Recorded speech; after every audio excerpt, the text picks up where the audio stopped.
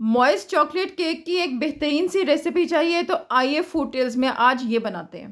Cake का sponge नाम से ही ज़ाहिर है कि बहुत ज़्यादा मॉइस्ट होगा और इसके साथ आप किसी भी तरह की आइसिंग कर सकते हैं। केक की रेसिपी है भी बहुत आसान। स्पंज बनाने के लिए किसी भी बीटर की ज़रूरत नहीं है। सब काम हम हैंड विस्क से करेंगे। तो 2 अंडे लें, उसमें ऑयल शामिल करें, इंग्रेडिएंट्स और उनकी डिटेल आपको साथ-साथ मिलती रहेगी। चीनी भी साथ ही शामिल कर दें और ये घर का बना हुआ दही है, होममेड कर्ड है, ये योगर्ट नहीं है जो मार्केट से मिलता है। तो होममेड कर्ड भी शामिल कर दें, साथ ही पानी शामिल कर दें। ये नॉर्मल टैप वाटर है, बिल्कुल भी ल्यूकवार्म नहीं है।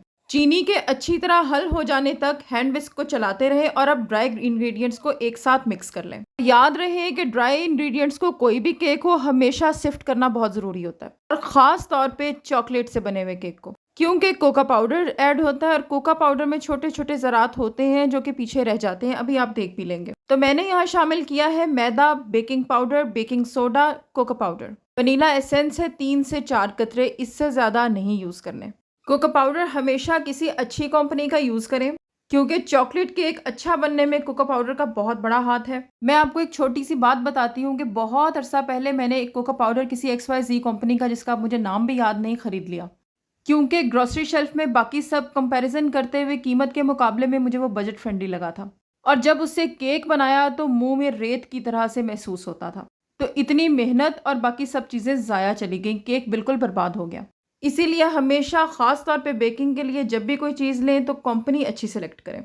मैं ये तमाम चीज़ें क्योंकि घर में बनाती हूँ इसलिए मैं बल्क में ले आती हूँ और ये जो होलसेल शॉप्स होती हैं बेकिंग की आइटम्स की, मैं वहाँ से ये चीज़ें खरीदती हूँ। ये सब चीज़ें वहाँ से बेस्ट मिलती हैं क्योंकि उनके पास इस तरह के रूटीन के कस्टमर्स मौजूद होते हैं। सारे इंग्रेडिएंट्स को, ड्राई इंग्रेडिएंट्स को एक साथ मिक्स करें अच्छे तरीके से, कोई लम्प्स बाकी ना रह जाए। 160 डिग्री सेंटीग्रेड पर मैंने बेक किया है केक को। 45 मिनट मेरे ओवन में बेक होने में लगा है टाइम। आप अपने ओवन के हिसाब से टेम्परेचर को एडजस्ट करें, लेकिन हमेशा लोअर रॉड्स को ऑन करें। केक जैसे ही बन जाए तो एक स्क्वर की मदद से चेक कर लें कि केक गीला तो नहीं है। स्क्वर बिल्कुल अगर खुश्क है, कोई भी मटेरियल साथ नहीं लगा हुआ होता, तो केक आपका तैयार है। ओवन से निकाल लें और किसी वायर रैक पे रखें, डायरेक्ट शेल्फ पर मत रखें और फ़ौरन से इसके किनारे अलहदा कर दें किसी छुरी की मदद से, लेकिन पैन से नहीं निकालना जब तक कि ये मुकम्मल ठंडा नहीं हो जाता, 5 से 6 घंटे। केक की आइसिंग के लिए व्हिपिंग क्रीम है जिसमें ऑलरेडी चीनी मौजूद है, एक्स्ट्रा चीनी की ज़रूरत नहीं है। साथ में क्रीम चीज़ है, ये टब वाली क्रीम चीज़ है, या बॉटल वाली क्रीम चीज़ नहीं है। साथ में 2 टेबलस्पून किसी भी अच्छे चॉकलेट सॉस के डाल दें। तीनों चीज़ों को एक साथ अच्छे तरीके से बीट कर लें, लेकिन तीनों चीज़ें ठंडी होनी चाहिए, फिर ही बीटिंग सही होगी। एक और बात कि अगर आपकी व्हिपिंग क्रीम फीकी है तो फिर आप उसमें आइसिंग शुगर शामिल करेंगे, उसमें नॉर्मल चीनी शामिल नहीं करेंगे। केक का स्पंज 5 से 6 घंटे पड़ा रहने दें, अच्छी तरह से ठंडा हो, फिर उसको काटें। ये बहुत मॉइस्ट है, बहुत बहुत ज़्यादा ध्यान से हैंडल करने की ज़रूरत है। दूसरा ये कि ये केक ऑलरेडी बहुत ज़्यादा मॉइस्ट है और ये फीका दूध है। अगर आपने केक को ज़्यादा दिनों के लिए रखना है तो फिर ये डब्बे वाला दूध इस्तेमाल कर लें, वरना घर का नॉर्मल दूध भी इस्तेमाल हो सकता है, खुला दूध।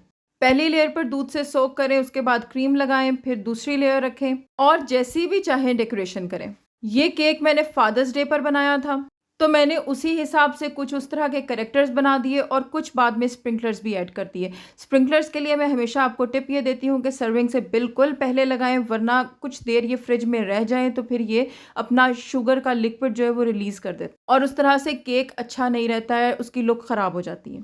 दूसरी बात ये कि जब भी कोई क्रीम के साथ केक बनाएं तो जब तक कि वो प्रॉपर ठंडा नहीं हो जाता उसे सर्व ना करें, कम से कम 8-9 घंटे ठंडा होने के लिए दें। क्योंकि आप शुगर सिरप से सोक करें, दूध से सोक करें, किसी भी चीज़ से सोक करें तो वो प्रॉपरली स्पंज में जज़ब होने के लिए वक्त लेता है। आप फ़ौरन से केक बना के 1-2 घंटे में सर्व कर देंगे ना, तो कहीं से ड्राई होगा, कहीं से वो वेट ज़्यादा होगा, तो ना तो वो कोई अच्छी लुक देगा और ना ही वो मुंह में जाने से भी कोई अच्छा टेस्ट देगा। लिहाजा केक में एक स्मूथनेस आने के लिए इसको वक्त चाहिए फ्रिज के अंदर। ऐसी हर चीज़ घर में बनाएं और फूड टेल्स इसके लिए आपको बेकिंग और कुकिंग में बहुत हेल्प करेगा।